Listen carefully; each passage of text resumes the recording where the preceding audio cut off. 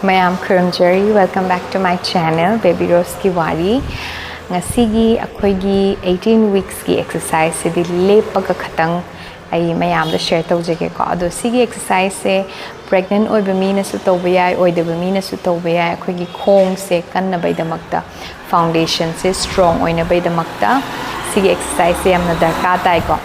akoigi khong se kallagadi khwang na ba phai glute muscle se strong oiragadi khwang da support tawi ko aduna sigi exercise akoigi pregnancy second trimester yauraganda loinamak tawba yai aduga pregnant oidaba mi singna su sigi exercise se loina tawba yai ado haurasi ahambada cushion amadi dum ai thammi akoigi loirakpa matamda phammaga loisaningagadi cushion do darka tabagi ko ahambada khongani se akoigi swaina lepiro haurasi ko parallel da shoulder ga khonga chap manaba line da ko yam maru oibadi sor honba kawbida ko exercise yam da bida adum nungti gi tawba yaba exercise khara tawsi ko yoga khud se hamba da smaina pukhat lo sor sang na honjalo aduga interlock tawro khud se aduga releve up khongani se the whole tawra thamko 1 2 3 4 5 tapna haidaro amuka inhale up and stretch up 1 2 3 4 5 tapna amuka haidaro inhale up and stretch up 1 2 3 4 5 and down sidagi yet ki khutuna makhada putar oyi khuto yam kanna di thekta da bida ama thakta atiya romda kananum na chingkhat pai dumaina khut maton dagi chingkhat piro and breathe 1 2 3 4 5 inhaling up exhale out of a side da oirom and 1 2 3 4 5 sisna akoigi rib cage side ma'am se loi mak chingtho halini ko adui matungda khong ani se khatang phak tok piro mo aduga khongdon maton se side side ta khatang diagonally lokthok piro namaste down yam kanna phamda ba yade ko second trimester de aduga mo hogalo 2 3 hawala pa matam da muscles me am da loin mak chingkhat lu ko quadriceps muscles and 4 5 glute muscles so squeeze the wheel ko hawala pa matam da 1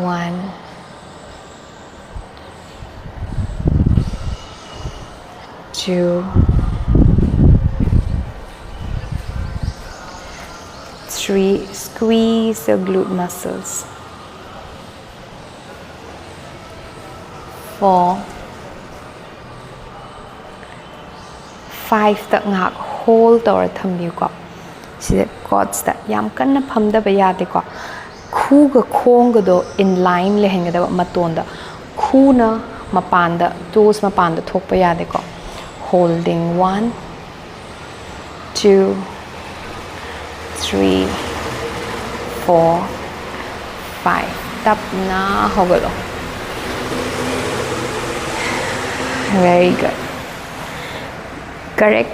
yamna ꯐꯖꯅ ꯇꯧꯔꯒꯗꯤ ꯑꯩꯈꯣꯏꯒꯤ quadriceps ꯍꯥꯏꯁꯤꯗ ꯖꯤꯡ ꯖꯤꯡ ꯂꯥꯎꯕ ꯑꯃ ꯐꯥꯎꯅꯤꯀꯣ ꯑꯗꯨ ꯀꯩꯝꯇ ꯀꯥꯏꯗꯦ next exercise ꯁꯤꯅ ꯑꯩꯈꯣꯏꯒꯤ yoga mat ꯃꯇꯣꯟꯗ ꯂꯥꯛꯄꯤꯔꯅꯤ ꯑꯗꯨꯒ straight warrior 1 2 warrior 3 ꯇꯧꯁꯤꯀꯣ ꯑꯍꯥꯟꯕꯗ ꯈꯨꯠꯁꯦ ꯇꯤꯡꯈꯠꯂꯣ ꯃꯊꯛꯇ ꯌꯦꯠꯀꯤ ꯈꯣꯡꯗꯣ ꯍꯥꯟꯅ ꯃꯅꯤꯡꯗ ꯊꯥꯡꯗꯔꯣ ꯑꯗꯨꯒ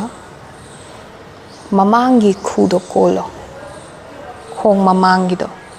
ꯈꯨꯠ ꯑꯅꯤꯁꯦ ꯁꯨꯃꯥꯏꯅ ꯁꯇ꯭ꯔꯦꯠꯇ ꯊꯝꯕꯤꯔꯣ ꯃꯃꯥꯡꯗ ꯊꯝꯕ ꯌꯥꯗꯦ ꯃꯅꯤꯡꯗ ꯅꯥꯔꯨꯝꯒꯤ ꯃꯅꯤꯡꯗ ꯊꯝꯕꯤꯌꯨꯀꯣ ꯁꯤꯁꯦ ꯍꯣꯜ ꯇꯧꯔ ꯊꯝꯕꯤꯌꯣ 1 2 3 4 5 ꯑꯗꯨꯒꯤ ꯃꯇꯨꯡꯗ ꯌꯦꯠꯀꯤ ꯈꯣꯡꯗꯣ ꯃꯃꯥꯡꯗ ꯁꯨꯃꯥꯏꯅ ꯁꯇ꯭ꯔꯦꯠ ꯇꯤꯡꯊꯣꯛꯄꯤꯔꯣ ꯑꯩꯉꯣꯟꯔꯣꯝꯗ ꯑꯗꯨꯒ ꯈꯨꯠꯁꯦ ꯁꯨꯃꯥꯏꯅ ꯇꯤꯡꯊꯣꯛꯄꯤꯔꯣ warrior 2 1 ꯁꯣꯔ ꯍꯣꯟꯕꯤꯌꯨ ꯀꯥꯎꯕꯤꯒꯅꯨ 2 3 4 5 ꯃꯊꯛꯇ ꯂꯥꯈꯠꯄꯤꯔꯣ ꯑꯗꯨꯒ ꯑꯇꯣꯞꯄ ꯁꯥꯏꯗ ꯑꯃꯨꯛ ꯇꯧꯁꯤꯀꯣ ꯑꯣꯏꯔꯣꯝꯗ ꯉꯁꯥꯏꯒꯤ ꯑꯣꯏꯒꯤ ꯈꯣꯡꯗꯣ ꯀꯣꯟꯁꯤꯜꯂꯛꯑꯣ ꯌꯦꯠꯀꯤ ꯈꯣꯡꯗꯣ ꯑꯃꯨꯛ ꯇꯤꯡꯊꯣꯛꯄꯤꯔꯣ ꯑꯣꯏꯒꯤ ꯈꯣꯡꯗꯣ ꯑꯃꯨꯛ ꯁꯨꯃꯥꯏꯅ ꯃꯅꯨꯡꯗ ꯇꯤꯡꯈꯠꯄꯤꯔꯣ ꯃꯃꯥꯡꯒꯤ ꯈꯣꯡꯗꯣ ꯀꯣꯟꯕꯤꯔꯣ ꯑꯗꯨꯒ ꯍꯦꯟ ꯈꯨꯠꯁꯦ ꯃꯊꯛꯇ ꯊꯝꯕꯤꯔꯣ 1 2 3 4 5 ꯑꯗꯨꯒꯤ ꯃꯇꯨꯡꯗ warrior 2 straight ꯂꯩꯕꯤꯔꯣ 1 2 3 4 5 ꯑꯗꯨꯒꯤ ꯃꯇꯨꯡꯗ ꯃꯃꯥꯡꯗ ꯂꯥꯛꯑꯒ ꯈꯨ ꯑꯅꯤꯁꯦ ꯁꯨꯃꯥꯏꯅ ꯈꯇꯪ ꯈꯣꯡꯗꯣ ꯈꯇꯪ ꯐꯥꯛꯇꯣꯛꯄꯤꯔꯒ flat backꯇ ꯃꯃꯥꯡꯗ ꯁꯨꯃꯥꯏꯅ ꯊꯥꯗꯕꯤꯌꯨꯀꯣ ꯃꯊꯛꯂꯣꯝꯗ ꯀꯣꯟꯊꯕ ꯀꯩꯝ ꯀꯥꯏꯗꯦ forward bend ꯇꯧꯕ ꯀꯩꯝ ꯀꯥꯏꯗꯦ ꯑꯗꯨꯕꯨ ꯈꯣꯡ ꯑꯅꯤꯁꯦ ꯁꯨꯃꯥꯏꯅ ꯂꯥꯞꯅ ꯊꯝꯕꯤꯌꯨꯀꯣ sida short sang sang hol lay 1 2 3 4 and 5 very good tapna khatang changchalluko adui matungda khong se khatang phaktok piraga side side ta 1 2 shor hondo 3 4 5 very good aduga khu ani sida sumaina pairaga tapna haugatkadaba baby da pressure piba yade warrior 3 amuk tausiko khogi khong glute muscles khwang se kannabai da makta ado ahambada khut ani sumain tingkhatpiro duga tapna khut ani se sumaina mathakta thamba luragadi thabak mamangda sumaina namaste da thamba yai ko aduga sida leibiba balancing khong quadriceps to lock toro sida leibiyo 1 2 3 4 5 tapna haidaro swar mak sang honjalo exhale tapna atopa side to mo haigat piro 1 2 3 4 5 tapna amuk haidaro sigi exercise se akoina ngammagadi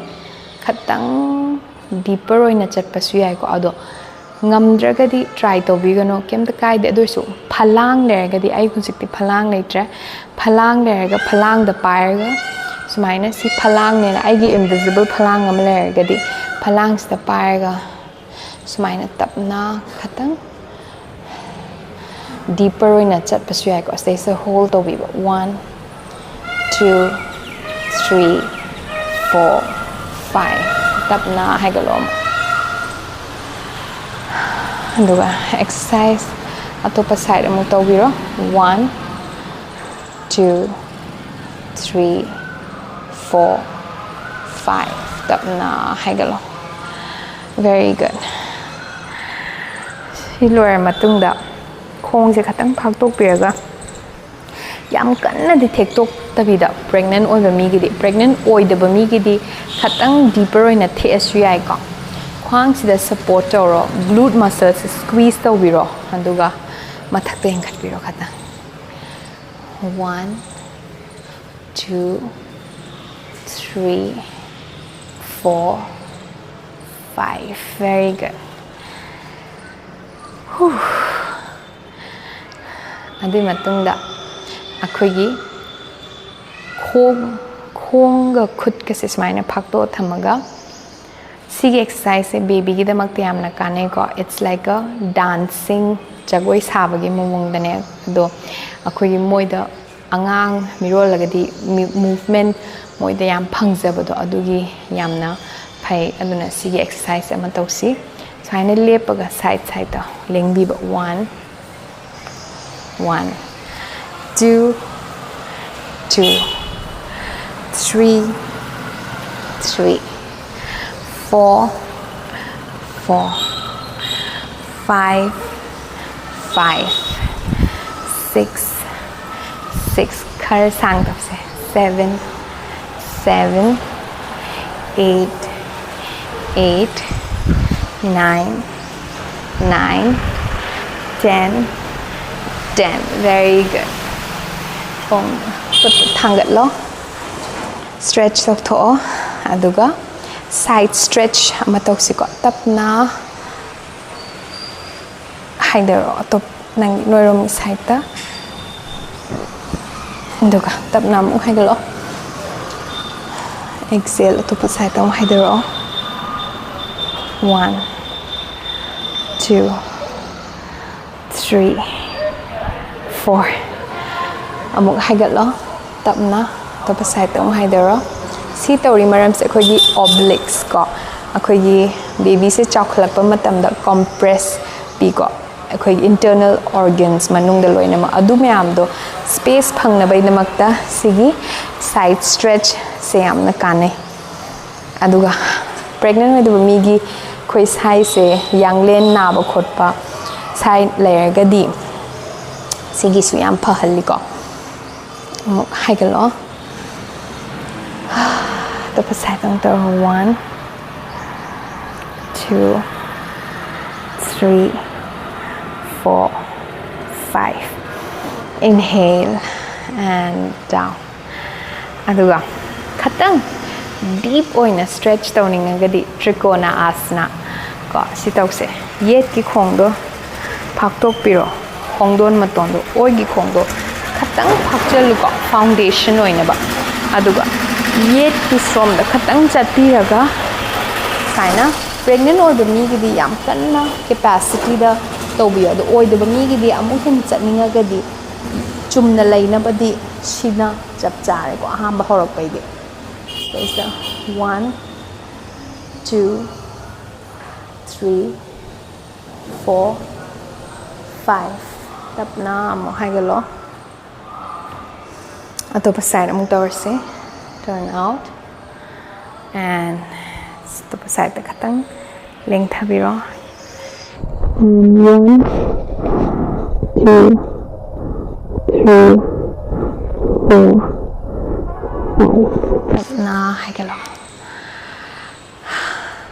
very good aduga chair pose khoi khwang phaigan kannaba silor matungda khwang je sumaina thektok piraga khu se manimam da haidabiro khong se khatang phaktok pi ko pregnant oi bami gidi oi de bami gidi chumna thamba yai habidi khatang in line with the shoulders da aduga 1 2 3 4 5 tapna haigalo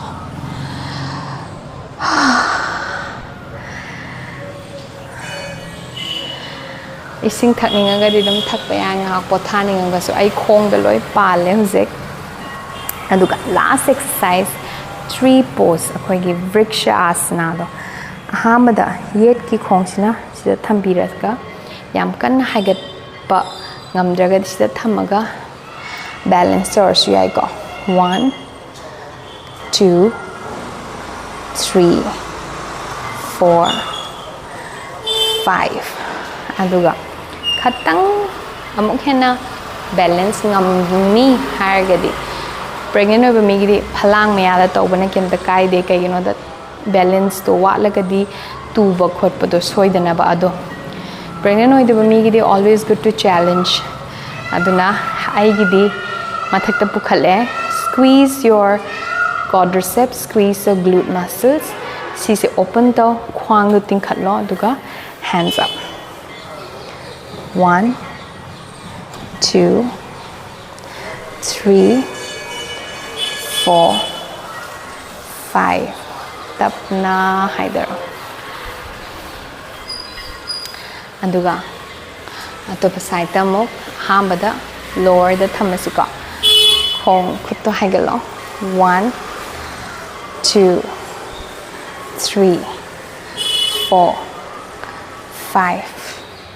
khong do mo tapna mamarom da haigalo 1 2 3 4 and 5 very good tapna haido tadasana dang hak le siko sikit tadasana hai se khoi gi amarom di yoga da chumna lepaga akhoi gi shore da concentrate tawbagi ne exercise ne ko aduna chumna lepiraga shore dang hak concentrate tawsiko shores da ado pregnant over me di khud se bellies da thamasu yai abdomen da baby da ado pregnant over me gi di smaina khud se shain thadaraga free oina lerga khud se nik thoga smaina ler su yai ko ado ai gi di khud se baby da thamage ai samak pregnant over ni na disne hena connect tawi ko source sang honjalaga hondok piba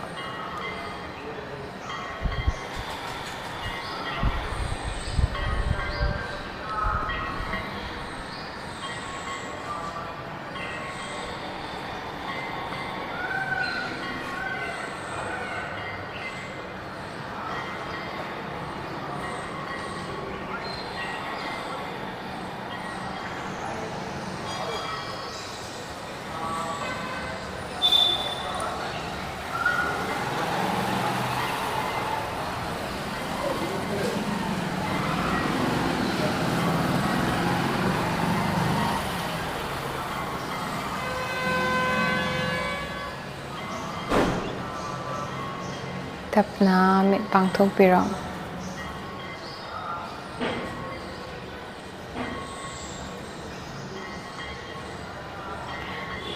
ngasi di se loizare exercise se lepagi khatang ne ado om chanting na loisan si ko lorak pada cushions to pai biro says da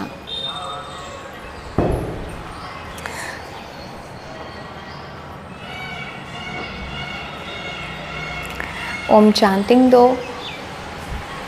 om karan loisan si ko a u am ahamada a law matamda khut so khoidau da thambiro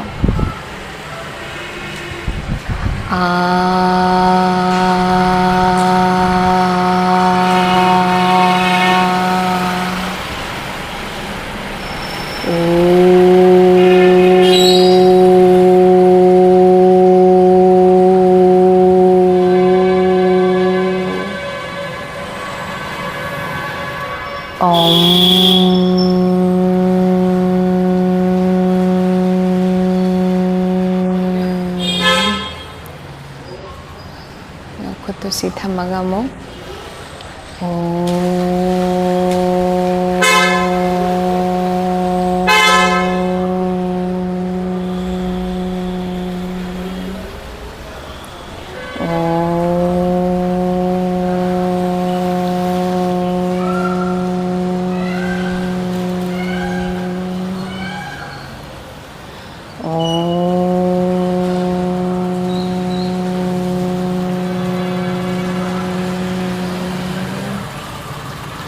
ꯉꯍꯥꯛ ꯃꯤ ꯎꯏꯁꯜꯂꯒ ꯕꯦꯕꯤꯗ ꯋꯥꯔꯤ ꯁꯥꯔꯒ ꯂꯩꯕꯤꯌꯨꯀꯣ.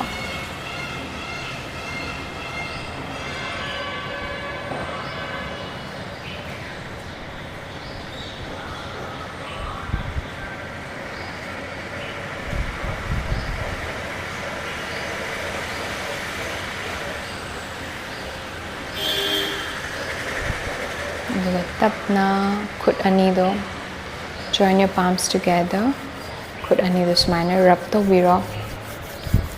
Frequency, energy ꯅꯁꯥꯒꯤ ꯉꯁꯥꯏꯒꯤ feel your warmth. ꯈꯨꯠꯀꯤ ꯑꯁꯥꯕꯗꯣ ꯃꯤꯠꯇ ꯇꯞꯅ ꯊꯝꯕꯤꯔꯣ. ꯑꯗꯨꯒ ꯇꯞꯅ ꯃꯤꯠꯇꯣ ꯃꯅꯨꯡꯗ blink ꯇꯧꯕꯤꯌꯣ. ꯑꯗꯨꯒ ꯇꯞꯅ ꯍꯥꯡꯗꯣꯛꯄꯤꯔꯣ. Thank you. Pregnancy journey se yamna special oiba matang ne aduna yamna enjoy tau ai na haining badi ising yamna thao yamna maru ne aduga wakhan nungai taba khanbi gano hujikandi mawong yam thogle ko garba sanskar haina su ado isana ningzaba lai aduga isana adum haibadi lairik paningba khotningba adum mayamda tawbudo adum chap manai kepta kaide asang amanda leibiba duga fresh air yamna sor hon biba aduga wakhan yam nungaina nasado pamper toroga leyo ado congratulations once again.